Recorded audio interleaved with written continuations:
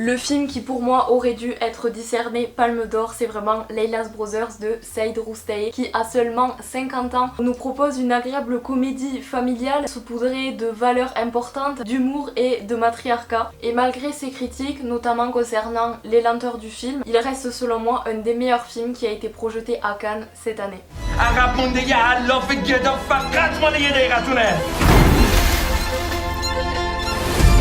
چیکار کنم حالمون خوب بشه؟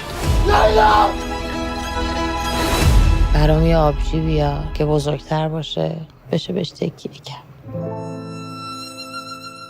Alors oui, ce réalisateur iranien nous a déjà conquis l'année précédente avec la loi Téhéran qui compte les histoires de corruption et de drogue dans son pays qu'est l'Iran, et revient cette année avec Leila's Brothers qui compte l'histoire d'une famille terriblement endettée et malheureusement très peu courageuse. La sœur, qui a une touche de poigne et de modernité dans son caractère, va tenter de sauver la famille en créant une entreprise familiale pour resserrer les liens entre tous les frères. Alors oui, c'est vraiment 2h45 de longues scènes, on pourrait vraiment comparer ça à une pièce de théâtre. En fait, la qualité des dialogues et la prestation des acteurs nous fait totalement oublier en fait l'importance des décors et de la musique, qui d'ailleurs est très peu présente. Il y a vraiment une telle aura dégagée par les acteurs qui sont vraiment tous qualitatifs. Je vais surtout parler de la sœur parce que c'est Leila et ses frères, mais vous allez voir que les acteurs, c'est pas du tout des personnages secondaires. On aurait vraiment d'ailleurs du mal à discerner qui est le personnage principal, parce qu'en fait c'est Leila qui prend toutes les décisions et qui est vraiment maîtresse de ce que ses frères vont faire ou non, et actrice un peu de leurs décisions, mal choisies ou pas. Mais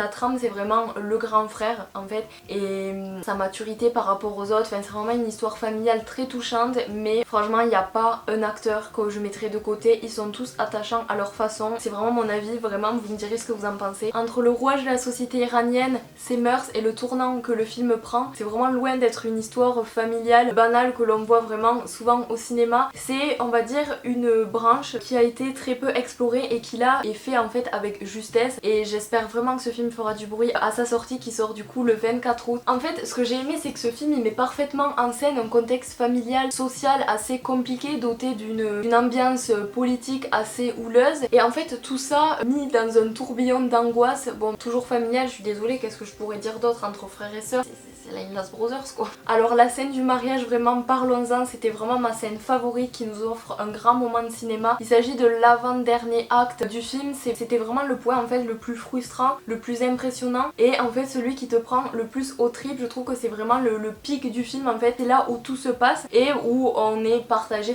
où la famille est partagée entre mœurs, entre faire ce que notre cœur nous dit ou est-ce que ce que notre religion nous dit de faire. Ton choix est tellement important que ça va se répercuter sur toute ta famille, et j'ai mon genou qui craque. Et vraiment mon deuxième chouchou dans ce film, c'est évidemment Leila, la sœur, incarnée par la magnifique Taraneh Alidosky, que j'ai vue du coup à Cannes. Elle avait une robe comme ça, trop belle, elle était magnifique, il renvoyait tellement de prestance avec Saïd, et c'était genre, en fait là tu voyais que t'avais une cible de talent.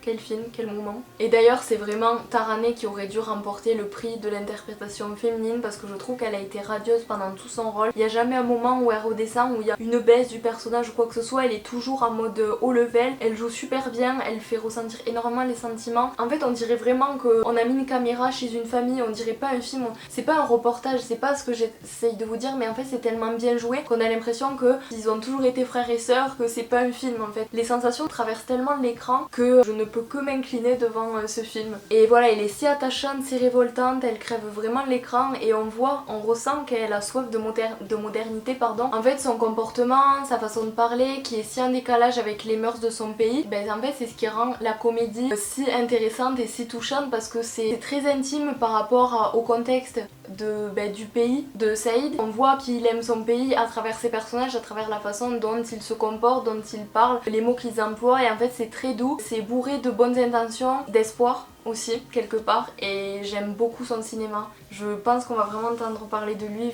c'était trop bien, vraiment, genre allez-y. En soi n'y allez pas si vous êtes fatigué voir ce film, je dis pas qu'il va vous ennuyer. Il y a beaucoup de gens qui ont dit que il y avait trop de lenteur, que les tirades étaient trop longues. Je vous avais dit que pour moi c'était une pièce de théâtre parce que on reste souvent au même endroit et c'est des longs dialogues, mais je trouve qu'ils sont tellement porteur d'émotions que tu peux pas t'ennuyer. Dans le doute, allez-y, peut-être les séances qui sont à 14h, peut-être pas les séances qui sont à 21h. Vraiment impartial par sa détermination, vous allez que apprécier la prestation de Taraneh et ça me donne vraiment envie d'aller découvrir du coup ces autres films. Et aussi gros point fort sur le père et les frères qui jouent eux aussi divinement bien, qui s'adaptent très bien à la situation. Tout se complète, donc c'est vraiment un gros oui pour ce film. Et c'est ici, avec sa seconde œuvre, que Saïd Roustay témoigne une fois de plus d'une vérité qui se passe à l'intérieur de son pays, avec une fresque aussi intime que juste. Si vous appréciez les histoires puissantes et fortement bouleversantes, laissez-vous porter par l'œuvre qu'est Leïla et ses frères.